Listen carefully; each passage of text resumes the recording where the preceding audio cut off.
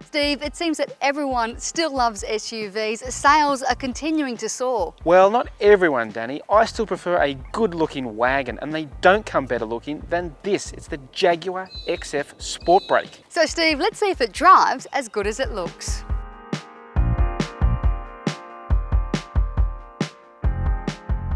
So Danny, I know wagons, particularly the term station wagons, has fairly daggy connotations with it, but you've got to admit this is not the daggy old station wagon of old. This is a pretty good looking car.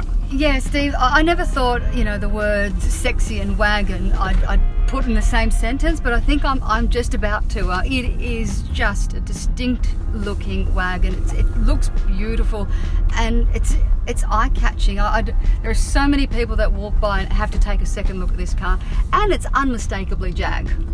Yeah, I'm a big fan of Jaguar's recent design. I think, look, I concede, I think the F-Pace, their SUV, is a very good looking high ride-in wagon, but the Sport Brake is a particularly fine example of how they managed to imbue that style, that sportiness that they've done so well in the last few years into, what is ultimately sort of, I guess, an unorthodox shape by modern standards. But the interior too, because let's be honest, it's about practicality as much as style, although it is a very stylish cabin. Yeah, it's luxury all over, and it's what you would expect in a premium car. You've got some high quality finishes as well, a really nice sweeping dashboard, you've got the infotainment integrated, everything just looks really nice, and obviously you've got like high quality leather seats like we've got here.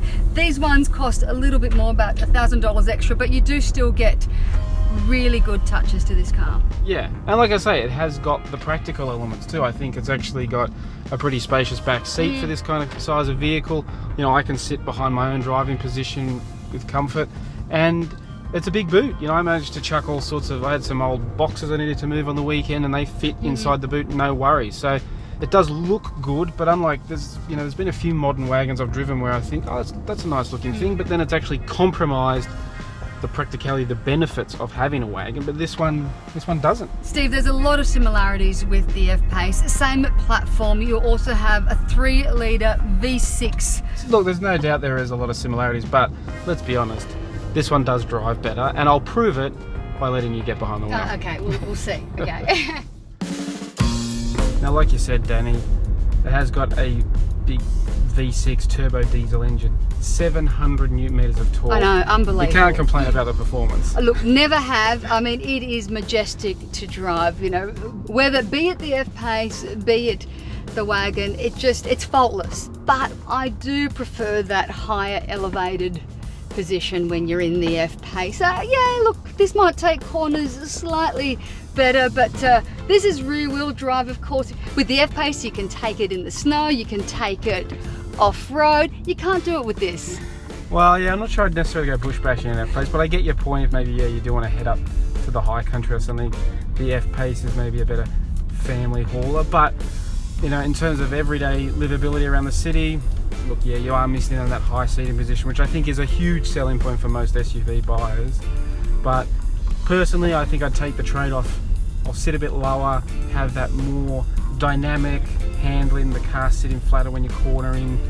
I like the rear-wheel drive. These rear-wheel drive vehicles with decent power and decent torque, they're becoming a bit of a rare breed. So to have it in a wagon format, it just, for me, it ticks the boxes. Steve, I guess the other thing that's worth noting is that the equivalent of the F-Pace in this is about $20,000 cheaper, and that's significant. Yeah, look, there's no arguing the price advantage of the SUV. At just over $120,000, this isn't a cheap car. But look, that's not what it's supposed to be. It's a premium luxury vehicle.